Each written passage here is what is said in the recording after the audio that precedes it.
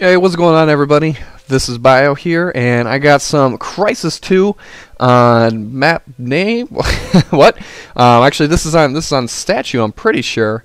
I think the name of the map is statue. I'm not sure why it just says map name. And then I believe it is team instant action, which is just some team deathmatch, some 6v6 going up to a score of 50, I believe. And so, how about this loading screen, huh, guys?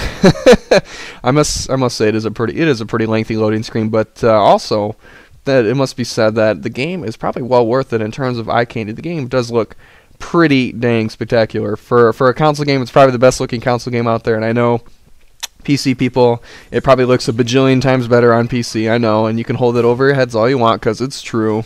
But yeah, actually, for this video, I wanted to try and answer a question that I have been asked a ton of lately, and that is, what should I pick up, HomeFront or Crysis2, or how do they compare? I've been asked that a lot as well.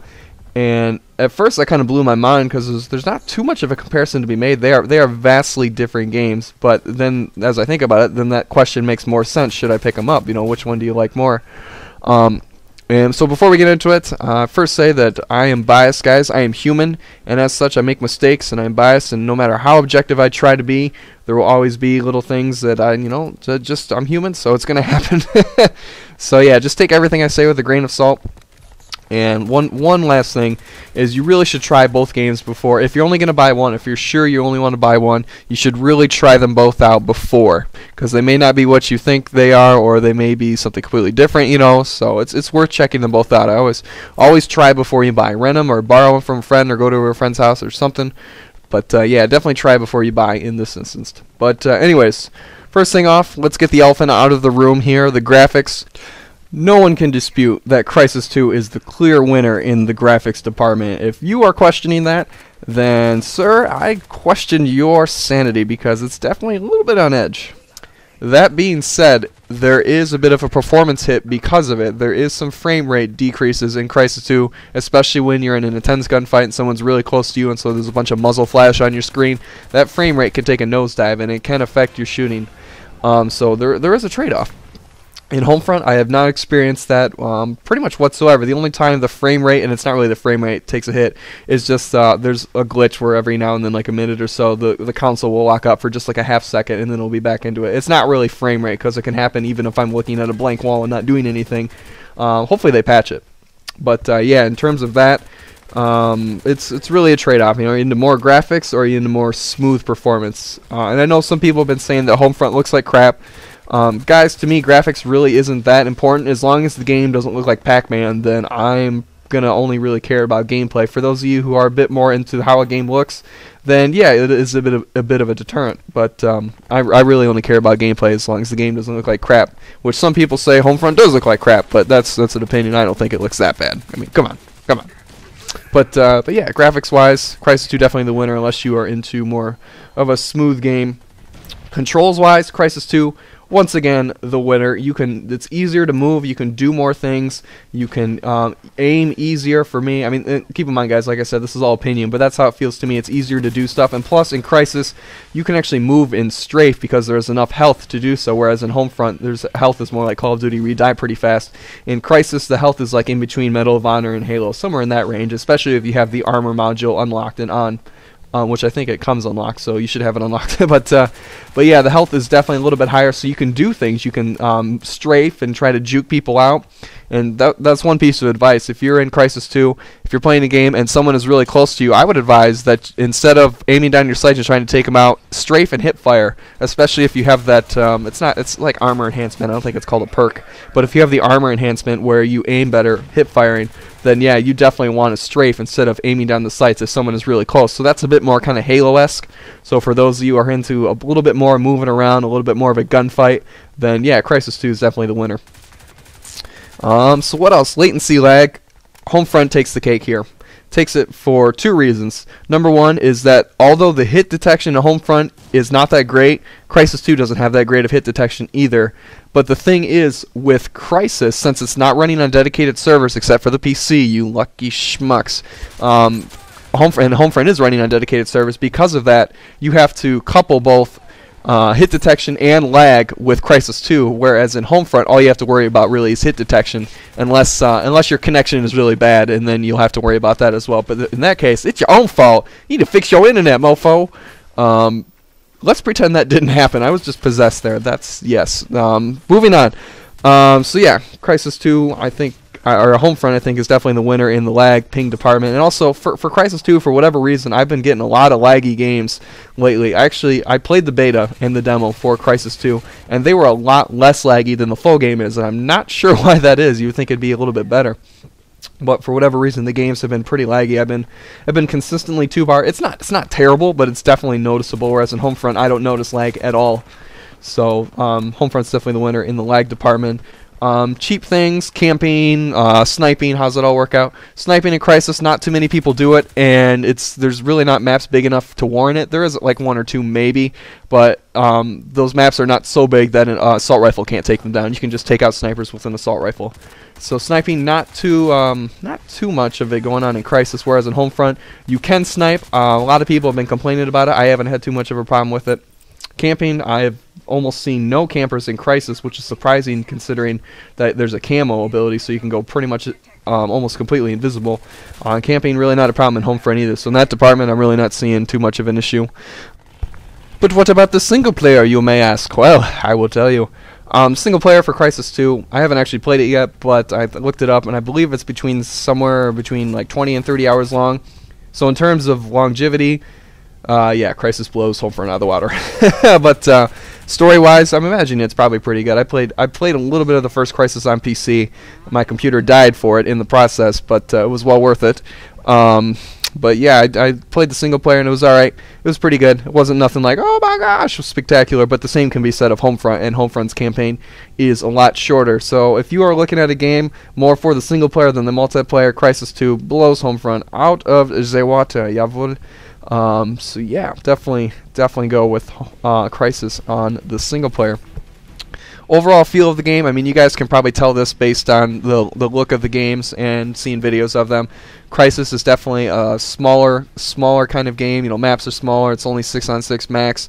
There can be a bit more strategy. It's a little easier to strategize, which isn't a word, to make strategies with your teammates and to do things like that. And I imagine if this game proves to be popular for a while, it could be really easy to come out with callouts and things like that. I doubt it'll ever go MLG or anything like that, but I mean, it potentially could be a very competitive game, whereas, you know, Homefront, it doesn't stand a chance of becoming competitive. But what else? You know, overall feel, once again, Homefront's got that vehicle, it's got that big battlefield kind of feel to it, whereas Crysis just a lot smaller. But interestingly enough, I find myself getting shot in the back a lot more in Crysis than I do in Homefront, which you'd think with 16-on-16 people everywhere, you just can't keep track in Homefront, you'd get hit in the sides and the back a lot more. But I don't know, I'm able to keep my wits about me in Homefront, whereas Crysis2, I'm all over the place. I mean, it's probably mainly because of camo. I think camo is just a tad bit overpowered right now because it really camouflages you a lot. If you're against cover and you're not moving, it's really hard to see you unless you have like an eagle eye going on. And also there is like no indicator. So for in Halo Reach, if you were using camo, everyone else's radar just went all crazy, red dots everywhere, so you knew someone was in camo. Whereas in Crysis, there's really no indicator. At least not that I know of. I'm only level 13. Maybe there's like a perk or something you can unlock. Unless you have if you have a radar going on, which is a 3-kill streak, then you can see people in camo. But I think it's just a tad bit overpowered. But it on the same side, maybe it's not. It's just the game. You know, the game is trying something new with an armor module.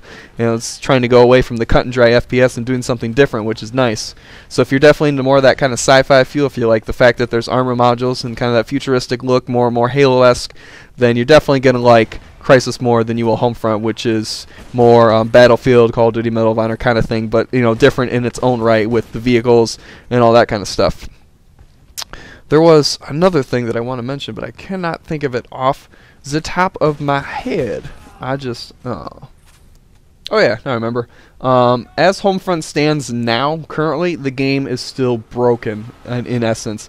There's a major patch coming. It should be coming out hopefully within the next week.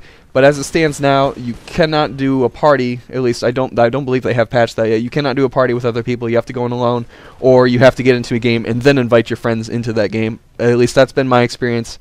Also, some people for HomeFront on the Xbox have been reporting that it'll freeze, and I had this problem where it would freeze every time. There was no working around it, and so I just have to wait for a patch, which sucks. But you know, so in terms of the launch, Crysis 2 definitely did a lot better. You can be in parties, you find games very quickly.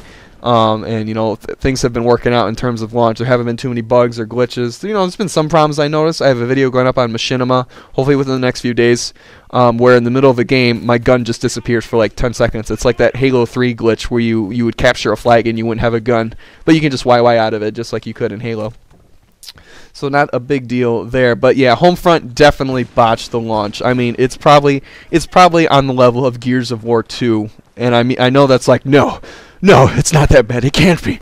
No, you know, that seems like a pretty terrible thing to say. For those of you who have experienced the launch of Gears of War 2 and how much of a catastrophe that was, you will know what I'm talking about and how much of a big deal it is when I say something like that. How terrible a thing that is. So, yeah, the matchmaking's broken.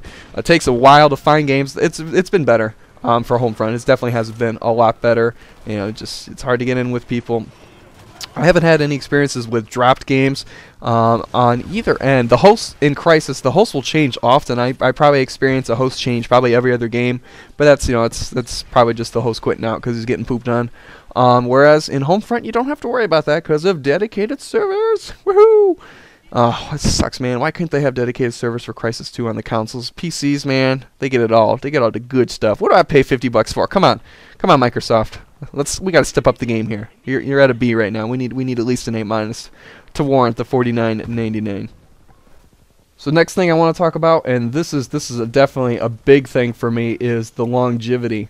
How much will I be playing this game or these games 2-3 months down the road? And for HomeFront, I know I'm going to be playing it down the road. I'm having a lot of fun playing it, but it's going to be up to whether or not there are still other people playing the game down the road. Is this game going to continue to be supported by the developers, which so far they've been really good at that. They've been listening, they're on the forums, they're talking with people, they're trying to get over these bugs and glitches and get a patch form up really fast. So kudos to them. Crysis 2, I think, also had a patch the first day the game came out. It didn't have it the day before. I managed to get my hands on it a little bit early, but they didn't have the patch the day before, but then once the game came out, they had it, so they were definitely fixing something, so kudos to them as well. So post-release developer support is important too. To me, that's the only reason that I still play Halo Reach, because they have continued to add stuff and make it interesting. They have, you know, double XP, or do they still have double XP weekends? I don't know. I haven't actually been keeping up on that end. But they post new playlists. They change things around. They throw in community maps in Halo Reach, and that is one of the big reasons why I still continue to play that game, even though Halo Reach isn't that great of a game to me.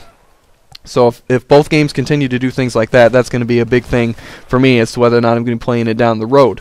Overall, though, I think Crysis 2 will probably have a little bit more longevity, just because HomeFront requires a lot more people to get a game going, and there's dedicated servers, so you're going to be joining servers that may not have a lot of people, and which would be kind of a bummer. Getting decently close here to the end of the video, so I guess I'll just kind of give my overall impression as to what I'm going to be doing. Keep in mind, guys, this is my opinion, so take it with a grain of salt. But overall, I have more fun playing HomeFront than I do Crysis 2. Why? I don't really know. I think part of it for me may be the fact that you really don't have too many other games like this on this scale. You don't have, I mean, you have Battlefield Bad Company, which is awesome. I love that game. But that's a little bit more slower paced, and it's kind of been ruined a little bit by the number of snipers in the game, whereas HomeFront, I haven't seen that problem because there is a lot of cover, and as long as you're not running down the middle of a street, you'll be fine, which, you know, probably can be said of Battlefield for most occasions. But I don't know, for whatever reason, I don't have as much fun playing Battlefield as I do this game.